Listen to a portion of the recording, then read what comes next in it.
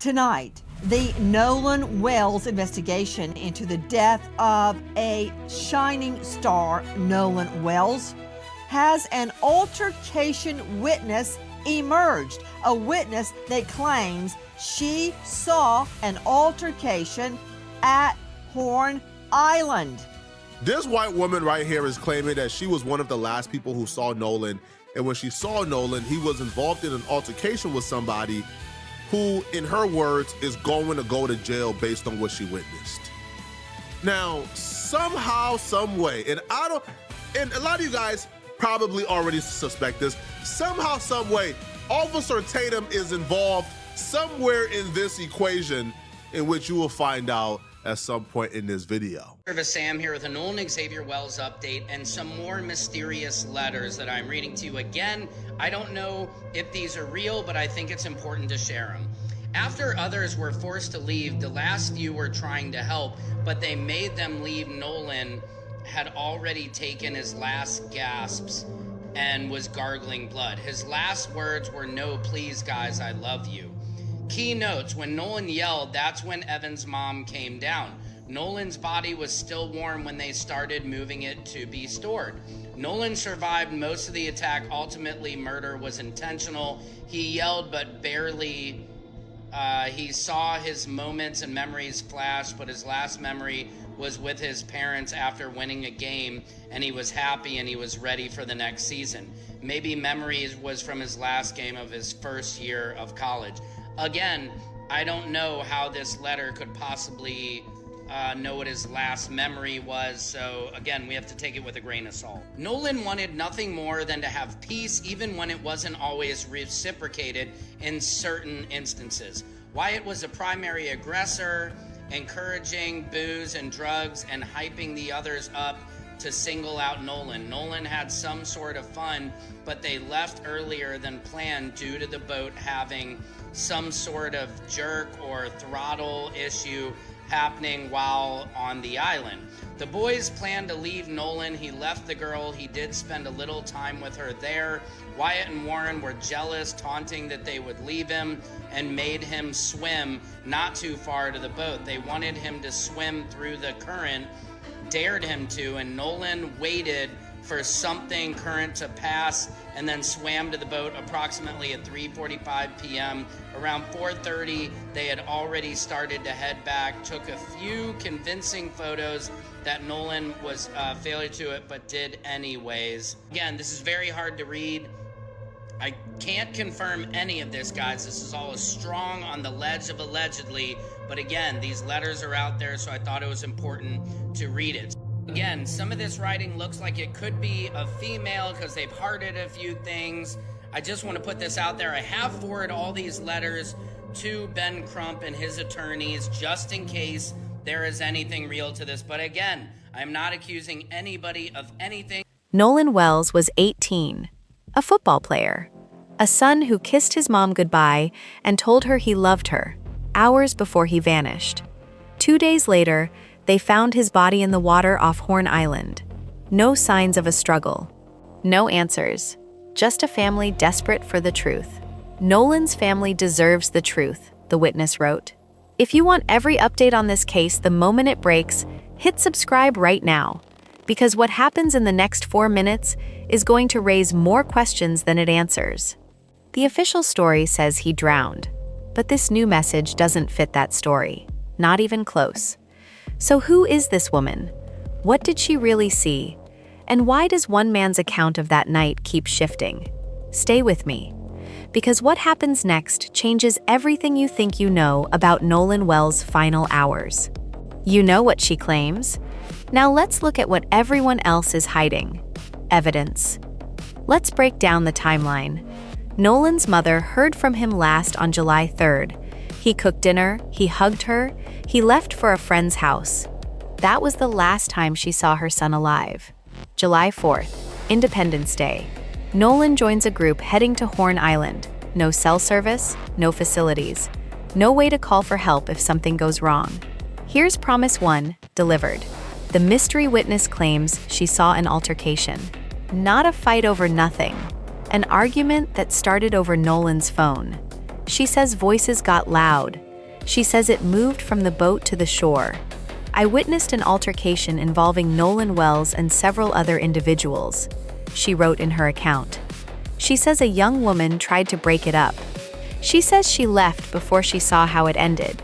That's the last confirmed sighting anyone has come forward with.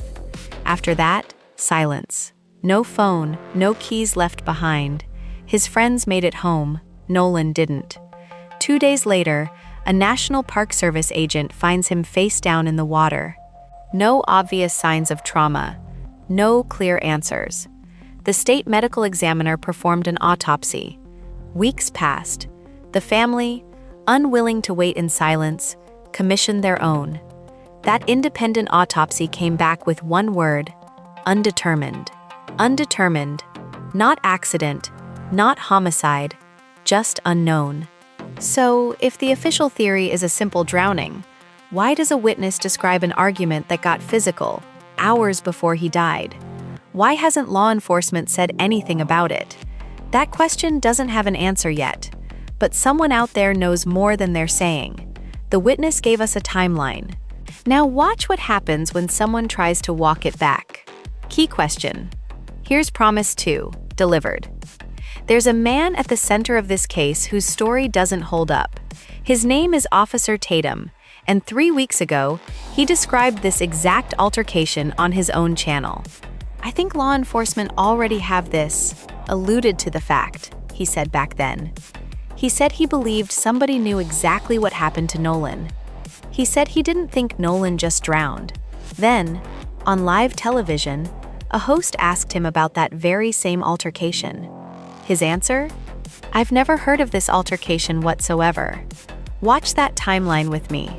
5 numbered facts that don't add up. 1. 3 weeks ago, Tatum describes an argument between Nolan and another person. 2. He says he believes someone watched Nolan die. 3. On air, he denies ever hearing about any altercation. 4. A separate claim he made about drugs in Nolan's system turns out to be false, according to toxicology. 5. He never confirms handing any of this information to police.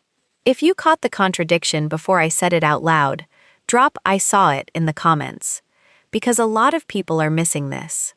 So why the sudden memory loss? Why deny something you brought to your own audience first? Maybe it's nothing. Maybe he simply misspoke on live TV under pressure. Or maybe something changed behind the scenes, a new business relationship, a new set of people he doesn't want to upset. We don't know. Nobody outside this case knows for certain. But here's what we do know. The family's independent autopsy still says undetermined. The official one is sealed until a grand jury reviews it.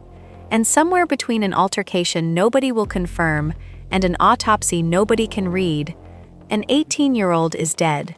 That gap between what people say and what they take back is where this case lives right now. One man's story fell apart on camera, but the story that matters most is still locked away. What we still don't know. Let's talk about what's sealed. The official autopsy is complete. Investigators finished it weeks ago, but you can't read it. Nobody outside the investigation can. Not the family, not the press, not even Nolan's own attorney, until a grand jury reviews every page. That means the one document that could confirm or kill every theory in this case is sitting behind a locked door. Here's the detail that should unsettle you. Witnesses told investigators Nolan had been drinking heavily that day. That's documented in an early report from the Mississippi Department of Marine Resources. But drinking doesn't explain a witness describing a shouting match over a phone. It doesn't explain why his friends couldn't say what happened between 4:30 and the time he was reported missing. If a detail like that makes your stomach drop a little, you're not overreacting. That's exactly why this case needs more eyes on it. Share this video with someone who hasn't heard about Nolan Wells yet. There were no immediate, obvious signs of foul play or trauma, the sheriff's spokesperson said early on.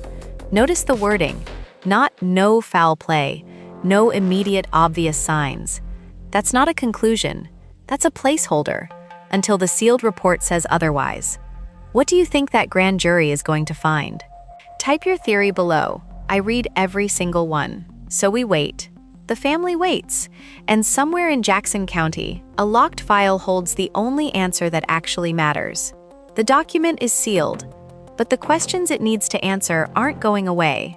Unresolved close. So where does that leave us? A mystery witness with a story nobody's verified. An investigator who contradicted his own reporting on live TV. A sealed autopsy that could confirm everything.